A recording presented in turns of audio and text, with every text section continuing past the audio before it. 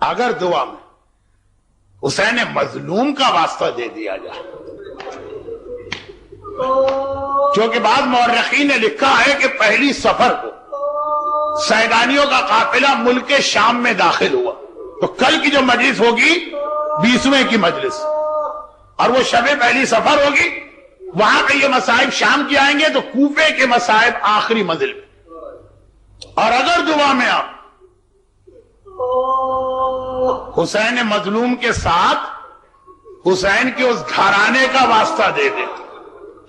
جن سے بازار کوفہ میں التماس دعا کیے گئے، سیدانیوں کا لٹا قافلہ کوفے میں داخل ہو گئے، دروازہ در کوفہ نظر آیا، شمر نے وہ رسی کھول دی جس سے سکینہ کو باندھا گیا، شہر میں یہ قافلہ داخل ہوا، سجاد کو اونٹ سے اتار کے پیدل چلایا گیا، سکینہ کو پھوپھی کی گود میں بٹھا دیا گیا۔ اب یہ قافلہ شہر کوفہ میں داخل ہوا۔ اب یہاں پہ دو باتیں،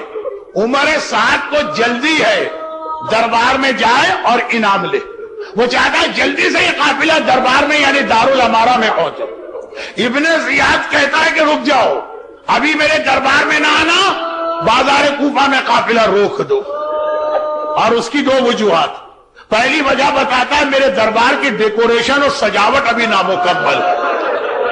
پہلے دربار سجے گا چاہے محمد کی نواسیاں جلتے سورج کے نیچے بے محمل و ہماری کی سواری میں بیٹھی۔ دیکھیے عزاداروں میں کہتا ہوں، یہ بات بھی میں سمجھ لیتا ہوں، اس کا دوسرا جملہ کہتا اور میں یہ بھی چاہتا ہوں کہ کوفے بھر کے سارے مرد اچھی طرح سے علی اور فاطمہ کی بیٹیوں کا تماشا دیکھیں، ایک لمحے میں ان کو لے کر آ گئے میرا دل مطمئن نہیں ہوگا، اتنی دیر انہیں کھڑا کرو کہ ایک ایک کوفے والا علی اور فاطمہ کی بیٹیوں کو دیکھ رہے۔ میرا مظلوم آقا جس نے کہیں معجزہ نہیں دکھایا، زینب کے چہرے پر سے نامحرم کی نگاہ ہٹانے کے لیے نوکے نیزہ میں تلاوت قرآن تاکہ مجمع کی توجہ ادھر ہو جائے۔ لیکن جیسا کہ کل میں نے کہا، لیکن میرے مسائل بھی ایک دوسرے سے مربوط ہیں، شہر کوفہ میں اکا دکا کچھ صاحبان ایمان بھی تھے، مالک اشتر کی بیٹی سجاد سے بات کر رہی، وہ حبیب ابن مظاہر کی بیوہ شہزادی زینب کو پرسا دے رہی، مگر وہیں کہیں ایک ایسی ضعیف مومنہ بھی تھی جو مہینوں گھر سے باہر نہیں نکلی، اسے پتہ ہی نہیں کہ یہ کیا قیامت ہو گئی۔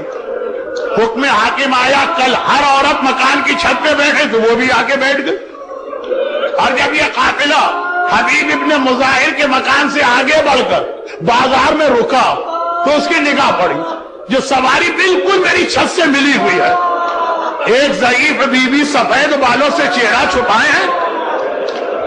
لیکن ان کی گود میں ایک عجیب سی بچی بیٹھی، کانوں پہ جمع بخون یہاں سے نظر آ رہا، رخسار پہ تماچوں کے نشان، اور سارا کرتا تازہ تازہ خون میں بھرا ہوا۔ مگر اس سے پہلے کہ ام حبیبہ سمجھے کہ یہ کیا واقعہ، بچی نے سر اٹھا کے کہا، پھوپھی اماں بہت پیاس لگ رہی ہے، کیا یہاں بھی پانی نہیں مل سکتا؟ زینب تو کیا جواب دے، اس مومنہ کا دل تڑپ اٹھا، اللہ اللہ یہ بچی اتنی پیاسی ہے کہ جسم کے خون کا احساس نہیں، زخمی کانوں کا خیال نہیں، پانی دوڑ کے گئی، ٹھنڈا پانی لے کے آئی، ہاتھ بڑھا کے بچی کو پانی کا کوزہ دیا، بچی نے پانی لیا، کیونکہ پتا ہے کہ پانی کا سوال حسین نے بھی اصغر کے لیے کیا ہے، یہ شان اہل بیت کے خلاف نہیں، یہ پانی لیا، پانی پینا چاہتی، ضعیفہ کہتی ہے بچی پانی پی لے،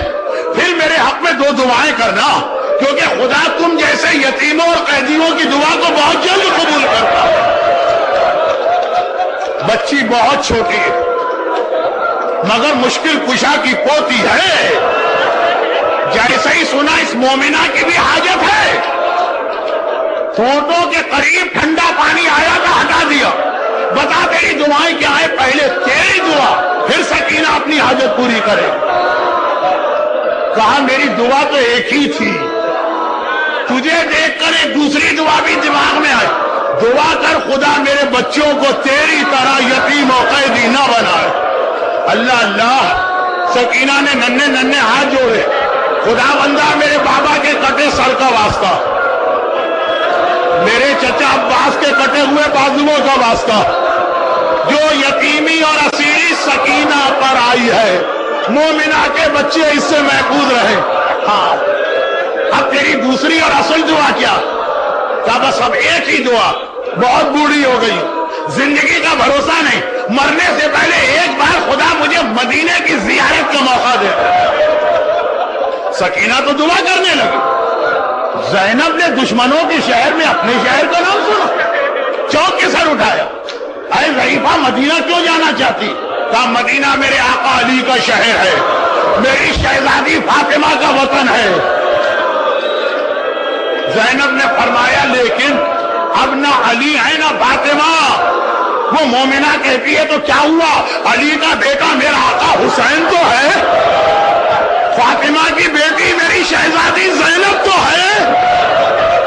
اپنا نام سنو۔ کہا کہ اے ضعیفہ خالی زینب کا نام سنا ہے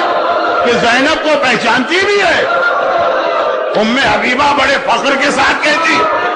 بھلا کیسی بات کرتی، پہلے تو ہر سال بی بی کی زیارت کو جاتی تھی، اب بڑھاپے نے مجبور کر دیا، بھلا میں زینب کو نہ پہچانوں؟ اتنا سن رہا، کوئی نامحرم متوجہ نہیں۔ زینب نے چہرے سے بالوں کا ذرا ہٹایا،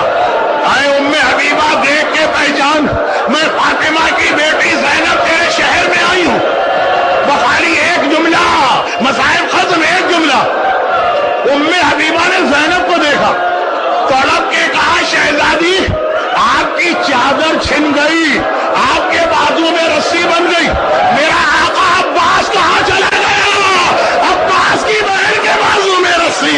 ہائے میرا آقا عباس۔ السلام علی الحسین